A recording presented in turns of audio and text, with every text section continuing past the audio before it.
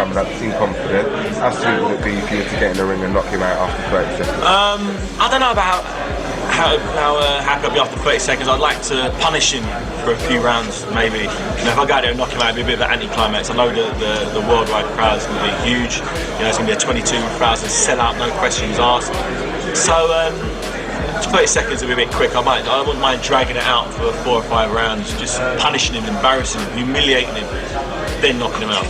Is that the extent of the needle between you? I mean, obviously. I want to embarrass him. I want to outman him in every department. I want to outspeed him. I want to outpunch him. I'm just going to break him down, dissect him like a doctor.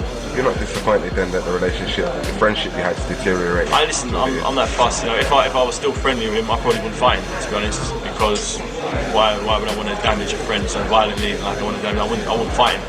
But the fact that it's gone this way, you know, maybe he's getting a bit of a payday out of it.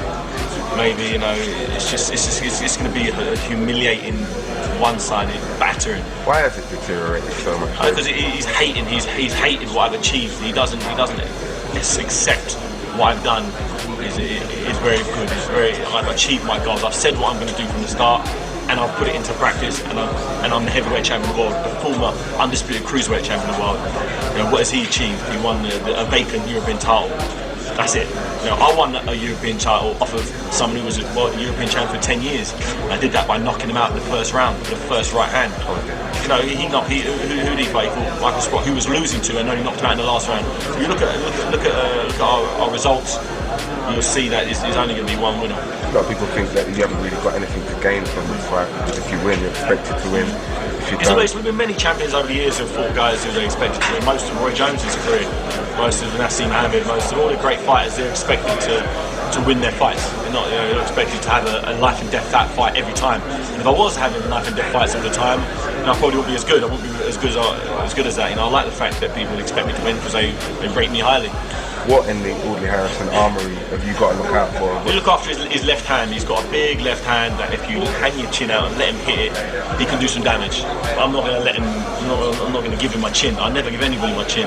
So unless I do something crazy, which I'm not going to do, which I never do in fights, I don't get hit with silly shots that I shouldn't get hit with in fights. You know, I practice. You know, I study my opponents, and he's not going to be prepared. You've studied him obviously at closer quarters than most because you used to spar together. Is that how you know about the left hand? I know by watching him on tape. I know by being in the ring with him physically. You know what he's like. You know, I know what his breathing is like. I know how he paces himself. I know what he does mentally, physically. I know his little signs when he's tired and how he's trying to. I know everything about him, and I'm just going to exploit that. A bit like a book you've read before. Listen, I've read it so many times. You know, but you remember when I was looking at a book I used to watch many years ago. I was looking at it as you know, from his corner, looking at trying to telling him things what he needs to do to try to improve.